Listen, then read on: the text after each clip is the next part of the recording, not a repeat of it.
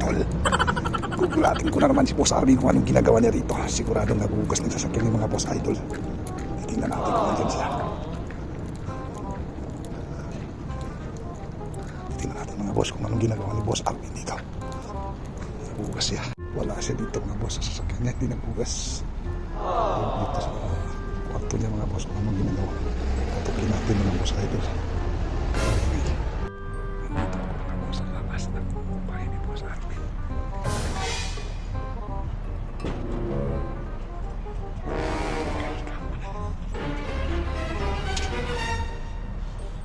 Boss! Ano ginagawa, boss? Magandang balita. Ha? Magandang balita. Kumusta ka na ngayon? Okay lang. Ha? Magaling. Doon may pinuntahan ako ron. Kita ko yung katropa ron eh. Gustong... Sabi ko, punta ka ron kay Boss Arvin. Ano, boss? Yan, bago. Karya. Karating lang naman yun. Kararating lang. Baka naman iiyak na naman yun eh. Yung mga bago kasi tinatamaan pa ng homesick yung mga boss. Meron pang kasamang paiyak-iyak yun. Makikita niyo mga boss yung tropa na bago kung pumunta. Kung hindi siya busy, makakapunta raw. Kung hindi naman, hindi. Kung kasi mag-aalaro yung amo niya.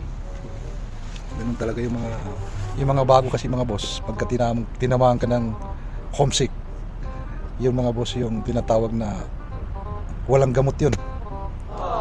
Ano boss? Ano ba yung naranasan mo boss nung na-homesick ka? Dadaan niya ang aeroplano. Pag sa gabi gusto kong laging may lubid. Sasabit ko sa nadaan ang aeroplano. Makauwi ng Pilipinas. Oo. Mahirap ng homesick. Oo. Ako naman mga boss, yung naranasan kong homesick dito, matindi na rin yun. Alam niyo mga boss, yung naranasan kong homesick dito, yung bang parang gusto ko nang umuwi. Yung kaibigan ko dito, tinatawagan ko, sabi niya magtihis ka kasi yan dito ka na. Sabi ko hindi, gusto ko nang umuwi. Hanggat inaway ko yung amo ko, wala din nangyayari. Natapos ko na rin yung 2 taon, sumubra pa. Kasi nung umabot na ako ng mahigit na 1 taon, tapos wala pa akong ipon. Tapos mag-extend ako ng, sabi ko mag-extend ako ng mga 2 buwan o 3 buwan. 2 buwan wala rin naman ipon extend na naman Ganun ang nangyayari dito mga boss. Extend kami na extend. Kaya katulad ngayon kami nila Boss Arvin, nagka-6 na taon kami. Nung unang taon namin, unang kontrata namin, walang ipon. Kasi siyempre may mga estudyante, ano boss? Tapos pangalawang kontrata, siyempre mayroon ding estudyante, ubos din. Itong pangatlong kontrata, mag-6 na taon kami. May estudyante namin. Kolehiyo na, mas matindi pa.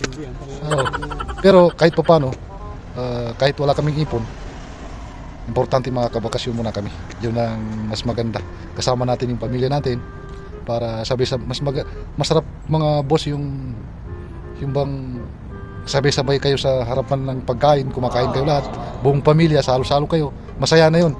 Pero sa amin, ilang taon, hindi namin naranasan na kasama namin yung mga anak namin na naghahalo-halo kami kumakain, sabay-sabay.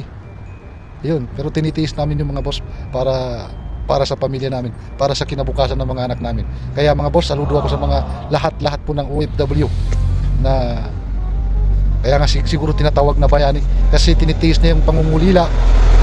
Lahat tiniis niya para lang maganda yung kinabukasan ng kanilang mga anak. Yun lang mga boss. Bago ang lahat mga boss, pakisupport na lang po mga boss yung aming page sa Luna Vlog. Si Boss Arvin yan po. FW na sa Anong Bayani, ang Sandatay Luha. Yun nga.